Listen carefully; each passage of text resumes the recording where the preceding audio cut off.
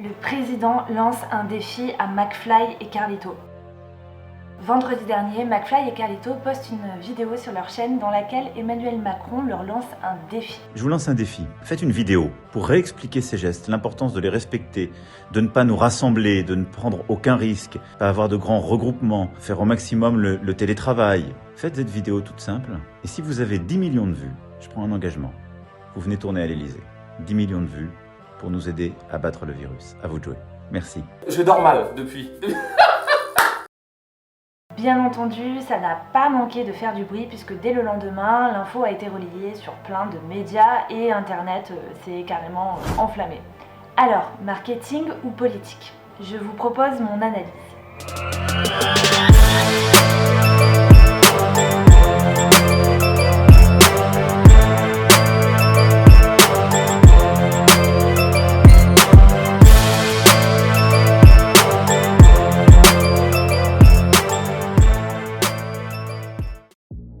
Je crois qu'on ne présente plus McFly et Carlito, qui sont deux youtubeurs français qui ont le vent très en poupe ces derniers temps. Pourtant, leur carrière ne date pas d'hier. Il y a un peu plus d'une dizaine d'années, ils commençaient en tant qu'animateurs radio chez Le Move. Ils ont ensuite eu une boîte de production dans laquelle ils créaient des concepts pour la télé. Puis ils ont été directeurs artistiques chez Golden Moustache et ont fini par lancer leur propre chaîne en 2013 qui s'appelait d'abord Le Fat Show. C'est sans aucun doute les concepts très originaux de leurs vidéos qui ont fait leur succès, concepts d'ailleurs très largement inspirés de la télé asiatique. Mais les concepts ne font pas tout, c'est aussi la variété de leurs invités qui a fait grossir leur chaîne. Lancer des défis ou jouer à des jeux un peu loufoques avec David Guetta, Eric et Ramsey, Guillaume Canet, Léna Situation font aujourd'hui totalement partie de leur marque de fabrique. Et avec le recul, je ne suis plus si étonnée que ça de voir Emmanuel Macron apparaître sur leur chaîne. C'est en quelque sorte un peu l'invité suprême pour créer la stupeur.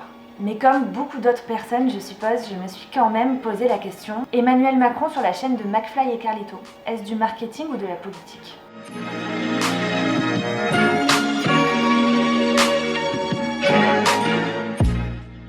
Lorsque Carlito déclare que le duo n'a aucune intention de prendre parti dans la politique, On ne souhaite pas faire de la politique. eh ben, je le crois. Et quand on y réfléchit 5 minutes, eh bien, on comprend tout de suite qu'ils n'ont aucun intérêt à faire ça. Leur audience est tellement large que s'ils se politisaient, eh bien, ce serait le risque d'en perdre une partie. Surtout que Carlito a connu un bad buzz il n'y a pas très longtemps. On rajoute à ça tous les efforts de montage dans leur vidéo de vendredi dernier pour mettre en avant leur étonnement d'être contactés par le gouvernement, comme par exemple le fait que Carlito a d'abord cru à un canular. Et donc quand ce monsieur nous dit je m'appelle Joey Naturel et le président veut vous faire un défi, on lui dit évidemment c'est un canular Joey. Est-ce que c'est un vrai coup de fil déjà? Mais oui, c'est... Comment je peux vous le prouver? Voilà, là je suis de mon bureau. Bon, il y a une fenêtre, c'est flou, mais vous voyez, c'est vraiment... C'est bon, oui. Oh, le petit focus, c'est l'Elysée. Ou la réaction de McFly et j'en passe. Mais non, arrête. Genre, c'est pas un petit hockey, Flo. Hein. Après, je n'en ai pas discuté avec eux, mais pour moi, la politique ne fait clairement pas partie de leurs intérêts. Je pense plutôt que leur intérêt est dans le buzz. Est-ce que vous imaginez 5 secondes Emmanuel Macron dans un concours d'anecdotes avec McFly et Carlito ? Relever le défi du président dans l'espoir de lui en lancer un en retour, bah ça fait complètement partie de la ligne éditoriale de la chaîne de McFly et Carlito. Bah oui, leur fond de commerce, c'est de toujours aller plus loin. On les voit toujours repousser les limites et toujours accomplir des actes un peu what the fuck, comme sauter en parachute ou là j'ai pas d'exemple, pourtant j'ai quand même regardé pas mal de vidéos de McFly et Carlito, mais rien ne me vient.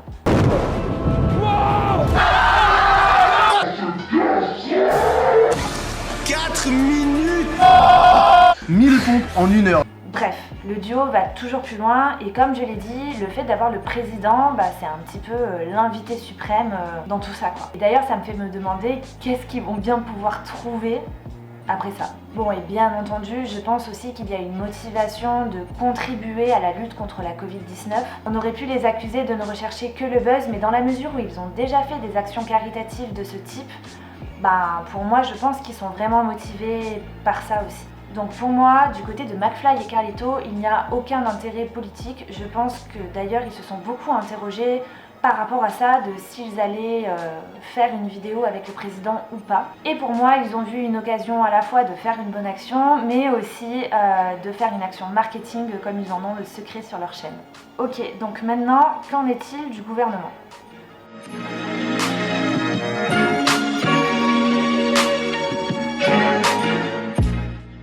Pour moi, le gouvernement a deux intérêts dans cette histoire. Premièrement, je pense que le but de la manœuvre est très facilement identifiable. Ils veulent communiquer auprès des jeunes. Et quel média plus adéquat que YouTube pour le faire ?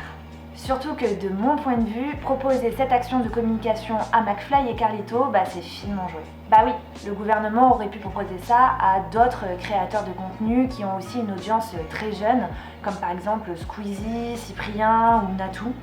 Mais non, ils ont choisi McFly et Carlito et je pense que ce n'est pas sans raison. Déjà, premièrement, il y a la question de leur audience. Et d'ailleurs, on n'en a pas encore parlé. Là où le duo est très fort, c'est qu'ils arrivent à réunir une audience assez large. Ils touchent aussi bien des enfants de 9-10 ans que leurs parents.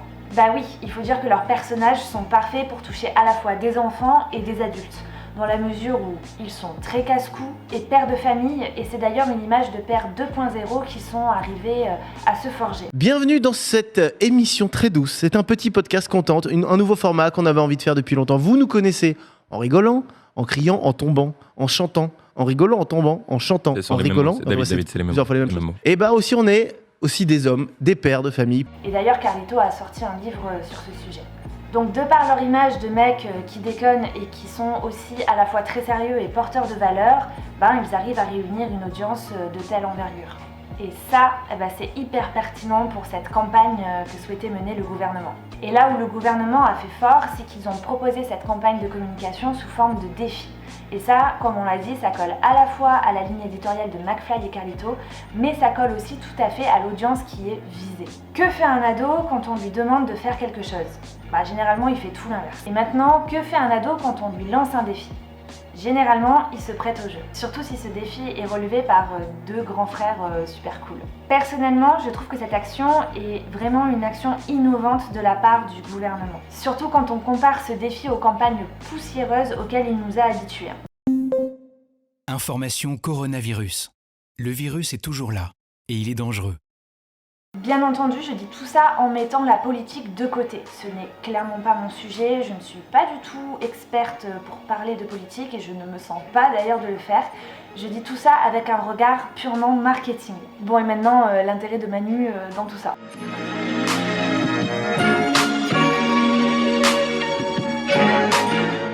On va pas se le cacher, les candidats de la prochaine élection sont pas encore vraiment dévoilés, mais ils ont déjà commencé à faire campagne. Et je pense que Emmanuel Macron voit en cette action l'opportunité de toucher un public qui est les jeunes. D'ailleurs, ce sont les jeunes qui ont clairement fait pencher la balance en sa faveur lors de la dernière élection présidentielle. Cependant, beaucoup de critiques lui reprochent de se mettre en scène sur YouTube.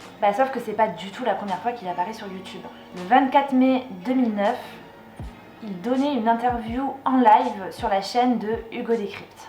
Salut, c'est Hugo. Il y a quelques heures, j'ai pu interviewer le président de la République, Emmanuel Macron, pour un entretien exclusif sur ma chaîne YouTube. Ça prouve bien sa volonté de vouloir communiquer autrement et de sortir des codes qui lui sont imposés par la politique. Et pour en revenir à YouTube, ce n'est pas non plus la première fois qu'on voit un homme politique apparaître sur la plateforme. Il y a de ça tout juste quelques semaines, encore une fois, Hugo Décrypte interviewait en live la ministre de l'Enseignement supérieur. Et quelques temps auparavant, il interviewait aussi Marine Le Pen sur un plateau télé et l'interview a été rediffusée sur sa chaîne. Et sans parler de Jean-Luc Mélenchon qui a créé sa propre chaîne YouTube. Je vous rappelle à tous que, après, si ça vous a plu, vous mettez des pouces bleus parce que ça nous fait monter le moral.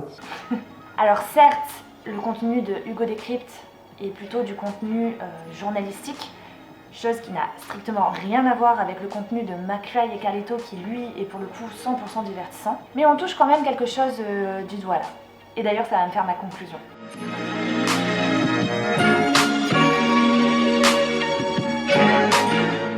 Pour moi, le défi d'Emmanuel Macron envers McFly et Carlito est révélateur d'une chose. C'est que YouTube est vraiment en train de dépasser le stade de réseau social pour devenir un réel média à part entière et un média influent. Et surtout, ça signifie que les créateurs de contenu ont une réelle influence et que cette influence commence à être vraiment prise au sérieux. C'est quand même quelque chose d'assez puissant, surtout quand on voit des chaînes comme celle de McFly et Carlito qui sont totalement sollicitées par le gouvernement. Mais d'ailleurs, ça n'a pas été les seuls. Il y a aussi eu d'autres actions qui ont été mises en place, notamment des actions pour la fête de la musique avec le youtubeur Joyka. Bonjour à tous. Dans 2 jours aura lieu la 37e édition de la fête de la musique. Et à cette occasion, cette vidéo est sponsorisée par le ministère de la Culture, quand même. Certains parlent de YouTube comme une nouvelle télé, mais pour moi c'est autre chose. Ici on est face à une plateforme qui donne la parole à monsieur et madame tout le monde et surtout qui donne la possibilité de créer son propre média et de créer sa propre audience. Et de l'autre côté, il y a nous les spectateurs, et d'ailleurs en tant que spectateurs, eh bien, on est plus amené à croire ces créateurs de contenu-là, parce qu'ils nous ressemblent et parce que surtout ils sont indépendants, plutôt que de croire la télé qui est gérée par des gros groupes. Clairement, je trouve ce sujet totalement fascinant et il mériterait vraiment d'être traité dans une vidéo à part entière. Mais je vais m'arrêter là pour le moment. Mon but n'était vraiment pas de parler politique, mais bien de marketing et j'espère que c'est ce que j'ai réussi à faire. Sur ce, je vous laisse et je vous dis à bientôt. Ciao, ciao. Après, si ça vous a plu, vous mettez des pouces bleus parce que ça nous fait monter le moral.